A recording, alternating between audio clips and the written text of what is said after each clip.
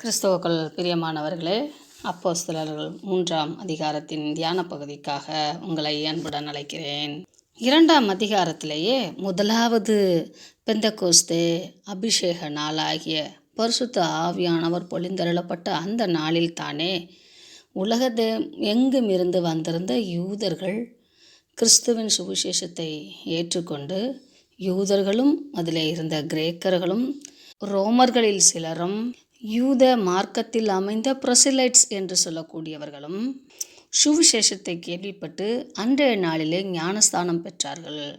இந்த ஞானஸ்தானம் பெற்றவர்கள் தங்கள் தேசத்திற்கு திரும்பி சென்று இயேசு கிறிஸ்துவை குறித்து அவர்களுக்கு சொல்லி, ஏனெனில் பஸ்காவுக்கு வந்து வீட்டுக்கு திரும்பி சொல்லும்போது பஸ்காவின் காரியங்கள் எல்லாவற்றையும் பகிர்ந்து கொள்வது அவருடைய வழக்கம். இப்படியாக அவர்கள் சென்ற இடங்களிலே தாங்கள் வாழ்ந்த தேசங்களிலே சுவிசேஷத்தை அறிவித்து திருச்சபையை உருவாக்கினார்கள். அப்படி உருவாக்கப்பட்ட அநேக திருச்சபைகளை பவுல் சென்று சந்திப்பதை நீங்கள் காணலாம். ரோமாபுரி திருச்சபையும் அப்படி உருவாக்கப்பட்ட ஒரு திருச்சபைதான். இப்படி இயேசு கிறிஸ்துவானவர் உயிர்த்தெழுந்த 40 நாள் கழித்து 50ஆம் நாளிலே பரிசுத்த ஆவியானவர் பொழிந்தருளும் போதே சுவிசேஷமானது உலகமெங்கிலும் பரம்புவதற்கு ஆரம்பமாகிவிட்டது. இன்னும் இது ஆழமாக எருசலேமிலே வேரூன்றுவதற்கும் யூதர்களுக்கு மத்தியிலே இன்னும் ஆழமாக பிரசங்கிக்கப்படுவதற்கும் தேவன் அடையாள அற்புதங்களை யோவான் மூலமாகவும் பேதுரு மூலமாகவும் மற்ற ஊழியர்கள் மூலமாகவும் செய்து கொண்டு வருகிறார். அதைத்தான் நாம் 3ஆம் அதிகாரத்திலே படிக்கிறோம். முகமதியர்கள் 5 வேளை தொழுகை வைப்பார்கள். அதுபோலவே யூதர்களும் 3 வேளை தொழுகை வைப்பார்கள். இதை நீங்கள் தாவீதின் சங்கீதங்களிலே படிக்கலாம். இயேசு கிறிஸ்துவானவரும் ஆலயங்களுக்கு போய் வந்தார் என்பதை நாம் வாசிக்கிறோம். இயேசு கிறிஸ்துவுக்கு பின் அவருடைய அடிச்சுவடுகளில் வாழ்ந்த சீஷர்களும் தேவாலயத்துக்கு சென்று ஜெபிப்பதும் பிரசங்கிப்பதையும் ஆராதனையிலே கலந்து கொள்வதையும் நாம் வாசிக்கிறோம். பவுலுடைய வாழ்க்கையிலும் இவைகளை நீங்கள் காணலாம். இந்த உலகத்திலே இருக்கிற ஜனஜாதியர்களே யூதர்கள் மாத்திரம்தான் யெகோவா தேவனை அறிந்தவர்களாக, யெகோவா தேவனால் வாக்குத்தத்தம் பண்ணப்பட்ட இயேசு கிறிஸ்துவை அறிந்தவர்களாக, இயேசு கிறிஸ்துவின் மூலமாக வாக்குத்தத்தம் பண்ணப்பட்ட பரிசுத்த ஆவியானவரை பெற்றவர்களாக காணப்படுகிறவர்கள். மற்ற எல்லோரும் புற மதத்தை சார்ந்தவர்கள். ஆதலால் நமது பின்பற்றி வந்த நமது மார்க்கத்தை விட்டு கிறிஸ்துவை நாம் தழுவ வேண்டும். ஆதலால் கிறிஸ்துவை புற மதத்திலிருந்து ஏற்றுக்கொண்ட விசுவாசிகளுக்கு பிரத்யேகமான சில கட்டளைகள் மட்டும் தொகுத்து எழுதப்பட்டிருக்கிறது. அதாவது வரையறைகள் கொடுக்கப்பட்டிருக்கிறது. ஆனால் யூத மார்க்கத்தை அமைந்த கிறிஸ்தவத்தை தழுவுகிற ஒவ்வொருவரும் யூத மார்க்கத்தில் உள்ள சடங்காச்சாரங்களை கடைபிடிப்பதும் அதன் மூலமாக கிறிஸ்துவை தொழுது கொள்வதும் கிறிஸ்துவுக்கு ஊழியம் செய்வதும் அவர்களுக்கு மாத்திரம் இந்த பூமியிலே சாத்தியம் என்பதை நீங்கள் புரிந்து கொள்ள வேண்டும். ஆதலால் அவர்கள் செய்து வந்த சகல வழிமுறைகளையும் கிறிஸ்துவை பற்றியதாக இருக்கிறது என்று பவுல் தனது நிருபங்களை எழுதுவதில் நீங்கள் வாசிக்கலாம். ஆதலால் நாம் யூதர்களை பின்பற்ற நாம் யோசனை செய்யக்கூடாது. நமக்கென்று பிரத்யேகமாக கிறிஸ்துவை நேரடியாக பின்பற்றும் வாய்ப்பு உண்டு. அந்த வாய்ப்பினைத்தான் நாம் பயன்படுத்த வேண்டும்.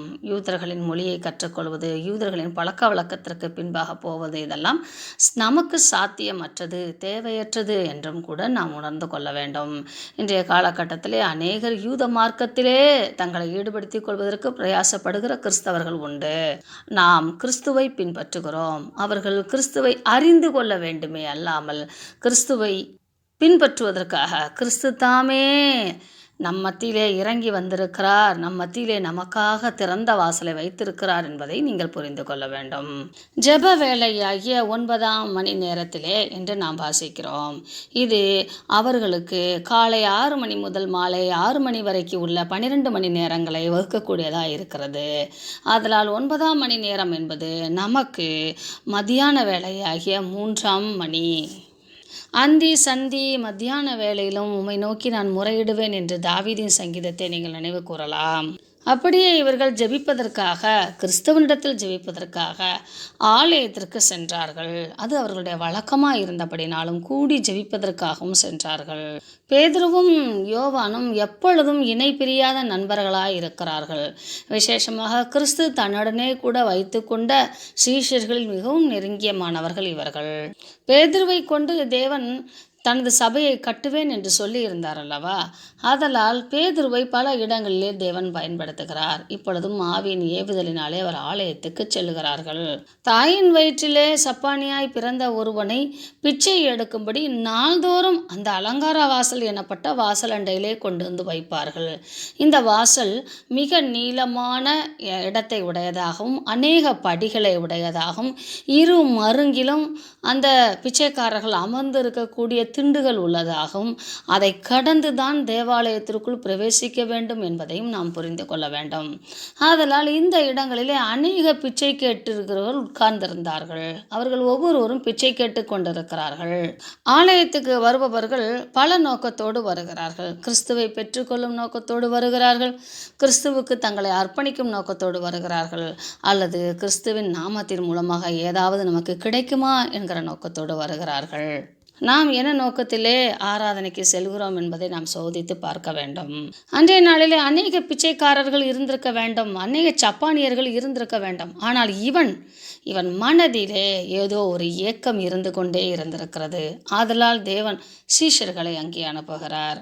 அவனுடைய அங்கலாய்ப்பான அந்த ஏக்கத்தை பேதுருவும் யோவானும் கண்டார்கள். கண்டு, என்னிடத்தில் ஒன்றும் இல்லை, ஆனால் என்னிடத்தில் உள்ளதை உனக்கு தருகிறேன், அவனுக்கு ஏதோ கொடுக்க வேண்டும் என்ற ஒரு உந்துதல் பேதுருவுக்கும் யோவானுக்கும் உண்டாயிற்று. இயேசு கிறிஸ்துவின் நாமத்தினாலே நீ எழுந்து நட என்று சொல்லி வலது கையினால் அவனை பிடித்து தூக்கிவிட்டான் என்று சொல்லப்பட்டிருக்கிறது. 4-5 வசனங்களை நீங்கள் வாசித்து பார்க்கும்போது பேதுருவும் யோவானும் அவனை உற்று பார்த்து எங்களை பார் என்றார்கள் என்றால் அவன் ஒருவேளை அவர்கள் கையை பார்த்திருக்கலாம். ஆதலால் அவர்கள் எங்களை பார் என்று சொல்லும்போது அவர்களுடைய முகத்தை அவன் பார்க்க வேண்டியதாக இருந்தது. அவர்களுடைய முகத்தில் இருந்த கரிசனையை கண்ட அவன் அவர்களிடத்தில் ஏதாயிலும் கிடைக்கும் என்று எதிர்பார்த்தான். ஆனால் அடிமனதிலே அவன் தனது சப்பானியான இந்த நிலைமையை குறித்த வருத்தம் அவனுக்கு நாள் இருந்திருக்க வேண்டும். பேதுரு அவனுக்கு கையிலாக கொடுத்து தூக்கி விடும்போது அவனும் கையை கொடுத்தான். இயேசு கிறிஸ்துவை ஏற்றுக்கொள்கிற மனப்பக்குவத்தோடு அவன் இருந்தான். He is willing to receive what Peter is going to give. பேதுருவும் யோவானும் கொடுக்கக்கூடியதை பெற்றுக்கொள்ளும் மனப்பக்குவத்திலே இருந்தான், ஏற்றுக்கொள்ளும் மனப்பக்குவத்திலே இருந்தான். எந்த ஒரு மனிதனும் கிறிஸ்துவை ஏற்றுக்கொள்ளும் மனப்பக்குவத்திலே இருக்கும்போது அவனுடைய மன விருப்பங்கள், மனதின் ஆழங்கள் நிறைவேற்றப்படும். பேதுரு வலக்கரம் கொடுத்த உடனே அவன் நம்பினான், விசுவாசித்தான். அவன் அந்த கைகளை பிடித்து கொண்டு நிற்கவும் நடக்கவும் முடியாத, அது என்னவென்று தெரியாத சப்பானி தாயின் வயிற்றிலே இருக்கும் பொழுதே சப்பானியாக இருந்தவன். அவனுக்கு நடப்பது என்றால் என்னவென்று அவனுடைய உடம்புக்கு தெரியாது, அவனுடைய பிரெயினுக்கு தெரியாது. ஆனால் நம்பினான், விசுவாசித்தான். பேதுருவின் கரத்தை பிடித்து கொண்டு குதித்து எழுந்தான் என்றும், குதித்து எழுந்து அப்பொழுதுதான் அவன் நிற்கிறான். நிற்க முடியுமா என்ற ஒரு பயம். நிற்கிறான், நடந்தான், திரும்பவும் நடந்து குதித்து தேவனை துதித்து கொண்டு. அப்போதான் இந்த வசனங்களை வைத்துதான் அவன் அடிமனதின் ஆழத்திலே என்ன ஏக்கம் இருந்திருக்கிறது என்பதை நாம் புரிந்து கொள்ளலாம். அப்போ கூட அவன் திரும்ப காசு கேட்கல. அதை ஆண்டவருக்கு நன்றி செலுத்தி அவன் ஓடிக்கொண்டிருந்தான். தேவனை துதித்து கொண்டு நடந்தும் துதித்தும் ஓடியும் குதித்தும் அந்த மன அல்லாய்ப்பிலிருந்து பெற்ற விடுதலைக்காக அவன் மிகவும் சந்தோஷப்பட்டான் என்று பார்க்கிறோம். அவனுடைய அந்த கூக்குரல், நிற்பதும் நடப்பதும் குதிப்பதும் மனிதர்களுக்கு ஒரு பெரிய மேட்டராக இருக்காது. ஆனால் அவன் செய்கிற அந்த விதம், சத்தமாக துதித்தது, ஓடி ஆடி அங்கும் இங்கும் பெரிய அளப்பறையை உண்டாக்கியது, மக்களுக்கு ஒரு பெரிய அட்டென்ஷனாக உருவாக்கியது. அவர்கள் எல்லோரும் அவனை பார்க்கிறார்கள். அப்பொழுதுதான் இவன் பிச்சை கேட்டு கொண்டிருப்பவன் அல்லவா என்று சொல்லி அறிந்தார்கள். ஏனெனில் அநேக ஆண்டுகளாக அவன் பிச்சை கேட்டு கொண்டிருந்தான். இவர்கள் தங்கள் ஜெபங்களை தேவாலயத்தின் சுற்றுப்புறங்களில் இருக்கக்கூடிய புற பகுதிகளிலே ஆங்காங்கே அவர்கள் ஜெபிப்பது அவர்கள் வழக்கம். இன்றைய காலகட்டத்திலே முகமதியர்களை நீங்கள் பார்க்கும்போது இதை புரிந்து கொள்ளலாம். தர்காவிலே எந்த ஒரு வராண்டா பகுதியிலும் அவர்கள் துணி விரித்து முழங்கால் படியிட்டு அவர்களுடைய முறைமையின்படி தொழுகையை செய்வார்கள். அப்படித்தான் யூதர்களும் செய்து கொண்டு வருவார்கள். அப்படி இவர்கள் சாலமோன் மண்டபம் என்று சொல்லக்கூடிய மிகப்பெரிய மண்டபத்திலே அவர்கள் தொழுது கொள்வதற்காக சென்ற போதுதான் இந்த அற்புதம் நடக்கிறது. ஆதலால் அவர்கள் தாங்கள் ஜெபிக்க வேண்டிய இடத்திற்கு வந்து சேரும்போது அங்கே திரளான ஜனங்கள் அவரை கூடிக்கொண்டார்கள். இப்படி அந்த மனிதனும் இவர்களோடே கூட நடந்து தேவாலயத்திற்குள் உள் வந்தான். அவனையும் கண்டு இவர்கள் செய்த அந்த அற்புதத்தினாலே இஸ்ரவேல் ஜனங்கள் கூடி வரும்போது இந்த தருணத்தை பேதுரு பயன்படுத்தி கொள்கிறார். இது பேதுருவின் 2வது பிரசங்கம் எருசலேமிலே வைத்து. தாவீதின் கல்லறைக்கு பக்கத்திலே இருக்கக்கூடிய மேல் வீட்டு அறையிலே முதல் பிரசங்கம். இது தேவாலயத்துக்குள்ளாக சாலமோன் மண்டபம் என்று சொல்லக்கூடிய மண்டபத்திலே 2வது பிரசங்கத்தை பேதுரு செய்கிறார். இந்த பிரசங்கத்திலே மிகவும் குறிப்பாக அழகாக இஸ்ரவேலர்களே என்று சொல்லி தெரிந்தெடுத்து கொள்ளப்பட்டவர்களே என்ற ஒரு அடைமொழியோடு அவர்களை அழைக்கிறார். நீங்கள் இந்த அற்புதத்தை குறித்து ஆச்சரியப்படுகிறது என்ன? இது ஒன்றுமே இல்லை என்பது போல ஒரு சிம்பிளான ஒரு காரியத்தை போல சொல்லுகிறார். அவர்கள் எல்லோரும் ஆச்சரியமாய் பார்த்து கொண்டிருக்கும் போது, எங்கள் சுய சக்தியினாலே இதை நாங்கள் செய்தோம் என்று நினைக்கிறீர்களா என்று ஒரு கேள்வி கேட்பதினாலே இது எந்த சக்தி என்று மக்களுடைய கியூரியாசிட்டியை தூண்டிவிடக்கூடியதாக அமைகிறது. இந்த தருணத்தை பேதுரு பயன்படுத்தி அவர்களுக்கு சுவிசேஷத்தை அறிவிக்கிறார். அந்த பகுதியிலே நீங்கள் பார்க்கும்போது அழகாக இவர்கள் தங்கள் பிதா என்று அழைத்த ஆபிரகாம், ஈசாக்கு, யாக்கோப்பு என்பவர்களுடைய தேவனாகிய நம்முடைய பிதாக்களின் தேவன் என்று சொல்லி நாங்களும் உங்களை போன்றவர்கள் தான் என்பதை அங்கே அடையாளமாக காட்டுகிறார்கள். ஆதலால் கேட்டுக்கொண்டிருக்கிற ஒவ்வொருவரும் இவர்கள் நம்முடையவர்கள், ஏதோ நமக்கு சொல்ல விரும்புகிறார்கள் என்று சொல்லி ஒரு அட்டென்ஷனோடு, ஒரு தெளிந்த கவனமான ஒரு கேள்வி ஞானத்தோடு அவர்கள் கேட்டுக்கொண்டிருக்கிறார்கள். இயேசு கிறிஸ்துவை பிதாவாகிய தேவன் மகிமைப்படுத்த நீங்கள் அறியாமையினாலே அவரை ஒப்பு கொடுத்தீர்கள், ஆனாலும் தேவனுடைய பிரமாணங்கள் இப்படி எழுதப்பட்டிருந்தது என்று சொல்லி அவர்கள் குற்றம் செய்தாலும் அந்த குற்றம் பிரமாணத்தின்படி நடந்தது என்பதை விளக்கப்படுத்தி அவர்களை உணர்தல் உள்ளவர்களாக இந்த செய்தியை, இந்த சுவிசேஷ செய்தியை ஏற்றுக்கொள்வதற்கான ஒரு அழகான வசன நடையோடு கூட அவர் பேசுகிறார். அவர் பரிசுத்தமும் நீதியும் உள்ளவரை நீங்கள் மறுதலித்தீர்கள், கொலைபாதகனை நீங்கள் தெரிந்து கொண்டீர்கள். அவர்கள் என்ன குற்றம் செய்தார்கள், எப்படி கிறிஸ்துவை நிராகரித்தார்கள் என்று சொல்லப்படுகிறது. இந்த முடவன் இயேசு கிறிஸ்துவை ஆண்டவரை ஏற்றுக்கொண்டான். நீங்கள் அவரை நிராகரித்தீர்கள். ஏற்றுக்கொள்வதனால் உண்டாகக்கூடிய அற்புதம் என்ன, நிராகரிப்பதனால் உண்டாகக்கூடிய சாபம் என்ன என்பதை போல அங்கே விளக்கப்படுத்தி பேசுகிறார்கள். அந்த கிறிஸ்து ஜீவாதிபதி. அந்த கிறிஸ்துவை நீங்கள் கொலை செய்தீர்கள், ஆனால் தேவன் அவரை மரித்தோரிலிருந்து உயிர்த்தெழ பண்ணினார், அதற்கு நாங்கள் சாட்சிகள் என்று சொல்லி அவர்களுடைய தேவ அழைப்பு, நீங்கள் உலகமெங்கும் சாட்சியாய் இருப்பீர்கள் என்ற அழைப்பை எப்பொழுதும் முன்னிறுத்தி வைத்தார்கள். 16ஆம் வசனத்தில் அந்த ஜீவாதிபதியின் நாமத்தினாலே சர்வ அங்க சுகம் கிடைத்தது. முழு சரீரமும், சர்வ அங்க சுகம் என்பது முழு சரீரம் மாத்திரமல்ல, அவனுடைய மனது, அவனுடைய ஆத்துமா, அவனுடைய சிந்தை, அவனுடைய உயிர் அத்தனைக்கும் ஒரு மிகப்பெரிய சுகத்தை கொடுத்தது என்று சொல்லி, நீங்கள் கியூரியாசிட்டியாக இது என்ன அதிகாரம் என்று பார்த்து கொண்டிருக்கிறீர்கள் அல்லவா? இந்த அதிகாரம் இயேசு என்கிற நாமத்தினாலே உண்டான அதிகாரம் என்று சொன்னது மாத்திரமல்லாமல் அவராலே உண்டாகிய விசுவாசம் உங்கள் எல்லோருக்கும் முன்பாக இந்த சர்வ அங்கத்தை இவனுக்கு கொடுத்தது என்ற வார்த்தையினாலே அந்த மனிதன் இயேசுவின் நாமத்தை விசுவாசித்தான் என்பதை நாம் புரிந்து கொள்ளலாம். இயேசுவின் நாமத்தினாலே வைக்கிற விசுவாசமே நம்மை சுகப்படுத்தும் என்பதையும், அதாவது விடுதலையை தரும், சரீர மனம் சார்ந்த ஆத்தும சார்ந்த ரட்சிப்பை நமக்கு கொடுக்கும் என்பதை அங்கே அழகாக எடுத்து வைக்கிறார் பேதுரு. இன்னும் தொடர்ந்து சகோதரரே என்று சொல்லி அன்பு பணிவாக அவர்களை அழைக்கிறார். நானும் உங்களைப் போல தான் இருந்தேன், நீங்கள் என்னைப் போல மாற வேண்டும் என்பதற்கு அடையாளம்தான் இந்த சகோதரரே என்ற வார்த்தைகள். நீங்களும் உங்கள் அதிகாரிகளும் அறியாமையினாலே இதை செய்தீர்கள் என்று நான் அறிந்திருக்கிறேன்.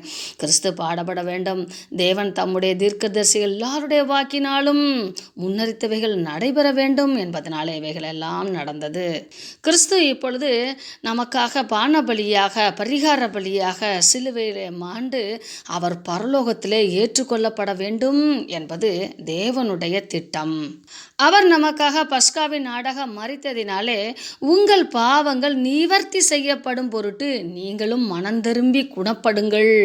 இந்த செய்தி உலக தோற்றம் முதல் உண்டானது என்று 21ஆம் வசனத்திலும், தீர்க்கதரிசிகள் மூலமாக முன்னறிக்கப்பட்டவர் இவர்தான் என்றும், மோசே எழுதிய ஆகமங்கள், சாமுவேல் எழுதிய தீர்க்க தரிசனங்கள் என்று சொல்லி ஆபிரகாம் தொட்டு அத்தனை தீர்க்க தரிசன புத்தகங்களும் தீர்க்கதரிசிகளும் முன்னறிவித்தவர் இவர்தான். இன்னும் சற்று ஆழமாக சென்று 25ஆம் வசனத்திலே, நீங்கள் அந்த தீர்க்கதரிசிகளுக்கு புத்திரராய் இருக்கிறீர்கள். எந்த தீர்க்கதரிசிகள் தெரியுமா?